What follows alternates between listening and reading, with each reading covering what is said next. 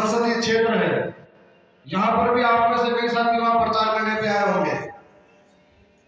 मैं आपके बीच में आज यही बात रखने आए हैं कि लड़ाई हमारी चुनाव लड़ने की नहीं है, लड़ाई हमारी आवाज को हम संसद के अंदर पहुंचाने की है।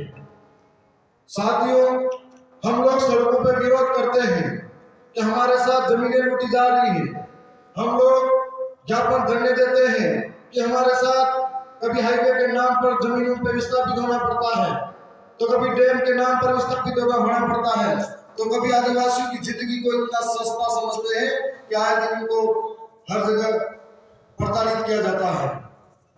परंतु हम लोग ये सोचे कि इसका रास्ता क्या है, आखिर हम लोग संघर्ष कब तक करेंगे, आखिर हम लोग लड़ेंगे कब तक। तब हम ये सोचते हैं कि जिस प्रकार से लाखों लोगों को सड़कों पे इकट्ठा करके आंदोलन कर सकते हैं, उसी प्रकार से हमारे बीच का एक आदमी जाकर संसद में बात रखे तो वो बात बदलने वाली हो सकती है। इस वजह से हमने ये रास्ता अपनाया कि लोकतांत्रिक तरीके से अपनी आवाज को वहां तक सरकार तक पहुंचाए। आज हालात आप सब देख रहे हो कि हमारे पुरखों ने जो अधिकार लड़कर दिए हैं, अब हमारा उसी अधिकार पर खतरा मंडरा रहा है। उस अधिकार को बचाने की लड़ाई हम सब लड़ रहे हैं। आज देश के अंदर एक तानाशाही सरकारें कह रही है, अंधी बेरी और गूंगी सरकारें कह रही है कि जो संविधान हमारे पुरखों ने बनाया था उस संविधान को मिटाने की बात करती है। तो ये बारी आई है हम सबको लड़ने की। आज राजस्थान के अंदर कई सांसद उम्मीदवार कह रहे थे कि संविधान को तोड़ेंगे, और देश के गृह मंत्री जाकर दूसरे राज्य में बयान देते हैं हम एसटी एससी ओबीसी माइनॉरिटी के संविधान को खत्म करेंगे, इनके अधिकारों को खत्म करेंगे। साथ ही पानी गले के पास में आ जाए तो हमको हाथ ऊपर कर देना चाहिए। ये हालात आज बने हुए हैं, ये जिम्मेदारी कौन लेगा जब यहाँ पर देश के अंदर हमारे बिरसा मुंडा, टंटिया मामा जैसे महापुरुष हुआ करते थे, मात्र 25 साल 27 साल की उम्र में पूरे समाज और देश के लिए अपने कुर्बानी दी थी। तो हम तो नौजवान यहाँ पर बैठे हैं, हमको पढ़ने लिखने का अधिकार मिला हुआ है। हमारे पुरखे हमारे लिए कमाने के लिए जमीनें छोड़ के गए, वो पढ़ने लिखने का अधिकार नहीं बचा पाएंगे तो हमें खिन्न होनी चाहिए, वो जमीनें नहीं बचा पाएंगे तो हमें खिन्न होनी चाहिए। दक्षिणी राजस्थान के अंदर जिस तरीके की विचारधारा पनपी और इस विचारधारा से प्रभावित होकर हम लोग आज दक्षिणी राजस्थान से दक्षिणी भारत के कोने तक पहुंच गए हैं, उधर से पश्चिमी भारत तक पहुंच गए हैं।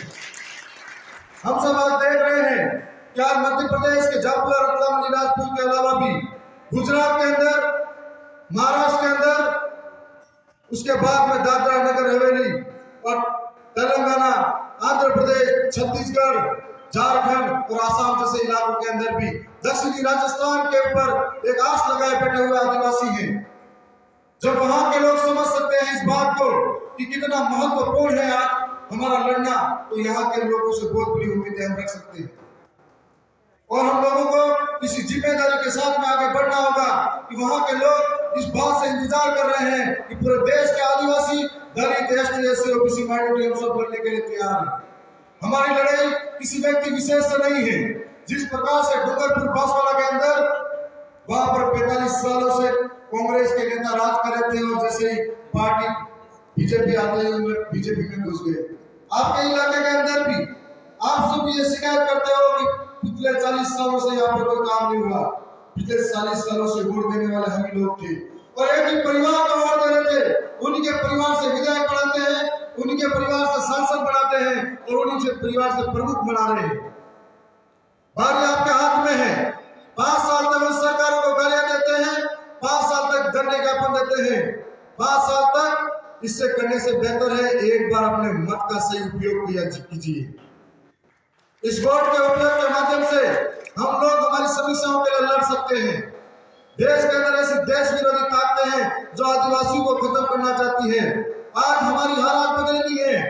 5 जनवरी 2011 कैलाश बनाम महाराष्ट्र सुप्रीम कोर्ट का जजमेंट कहता है कि हम देश के मालिक हैं।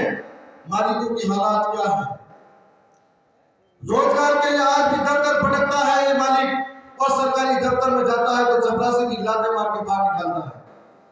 ये हालात बने हुए हैं कि कोई हमारे लिए बोलने वाला नहीं है। हम वोटों के लिए इस्तेमाल होने वाले लोग हैं। हम लोग हमारे भोलेपन का फायदा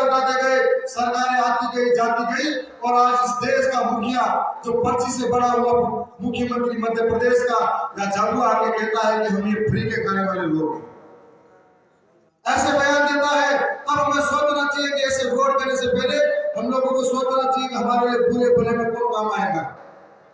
हमारी एक एक वोट के माध्यम से हमारी जल जंगल जमीन को सुरक्षित कर सकते हैं, हमारे एक एक वोट के माध्यम से आने वाले पीढ़ी के भविष्य को बचा सकते हैं, हमारे एक एक वोट के माध्यम से हमारे यहाँ के बच्चों के भविष्य को सुरक्षित करवा सकते हैं, रोजगार की बात करवा सकते हैं। यदि यहाँ से कोई व्यक्ति जीत कर संसद में जाएगा तो दिल्ली के अंदर बैठे भूमि पहली सरकारों के कान में जाकर बोलेगा कि मणिपुर के अंदर बहनें नग्न हो रही है, उसके लिए कोई बात रखेगा। यदि यहाँ से कोई जीत कर जाएगा तो छत्तीसगढ़ के अंदर हसदेव को उजाड़ा जा रहा है, वहां के आदिवासियों को विस्थापित किया जा रहा है, वहां के लिए बोलेगा। यदि यहाँ से कोई जीत कर जाएगा तो मध्य प्रदेश के अंदर आपके इलाके में कोई घसीट के मारता है तो उसके बीच में जाके खड़ा रहेगा। और ये लड़ाई किसी व्यक्ति विशेष से नहीं है, ये लड़ाई रोजगार के लिए है, ये लड़ाई भ्रष्टाचार के लिए है, ये लड़ाई आने वाले पीढ़ी के भविष्य की है, ये लड़ाई जोर जुर्म अन्याय अत्याचार के खिलाफ की है। और ये लड़ाई एक अकेले बालूभाई गामड़ नहीं लड़ सकते, ये लड़ाई हम सब बालूभाई गामड़ बनेंगे तो लड़ पाएंगे। ये आपसे कहना आज यहाँ पर हम सब ने बारी बारी से सभी वक्ताओं को सुना है, अब जिम्मेदारी आप सबकी है। हमने वहां से आकर यहाँ तक आपको ये बीच में बातें रखी है। गांव में बैठा, घर में बैठा बुजुर्ग, छोटा बच्चा, माता बहनें इंतजार कर रही है कि कोई सच आकर हमको भी पता। जिनके दिमाग में 70 सालों बातें घुमाई गई है, उनको यदि आप सच बताओगे तो वो समझ पाएंगे कि ये जो वोट देने का अधिकार हमको मिला है, लोकतंत्र को बचाने का अधिकार जो हमको मिला है, इस वोट के माध्यम से हम 5 साल के लिए हमारे लिए बोलने वाला व्यक्ति चुन रहे हैं, जिसका फैसला हम एक दिन के अंदर करते हैं। दोनों सरकारें आती हैं, बांसवाड़ा डूंगरपुर के अंदर आपने देखा होगा चुनाव के अंदर करोड़ों का पैसा बांटा, अब पैसों से काम नहीं चला तो जनता को बेवकूफ बनाने के लिए हेलीकॉप्टर उड़ाया जा रहा था और जनता हेलीकॉप्टर देखने के लिए जा रही थी। यहाँ पर भी हर तरीके के हथकंडे अपनाएंगे।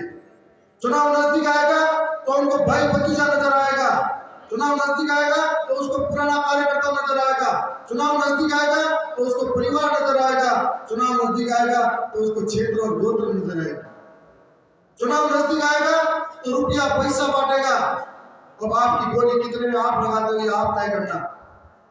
मैं तो ये कहने आया हूँ, ये चुनाव के अंदर हजारों करोड़ रुपए बांटेंगे, वो किसी और के नहीं है, आपकी जेबों से निकाले पैसे हैं। और यदि वो पैसे लेते भी हो तब मांगो तो ऐसी चीज मांगना जो 5 साल तक टिक सके। अगर कोई बोतल देता है तो 5 साल तक नशा रहे, ऐसा मांग लो।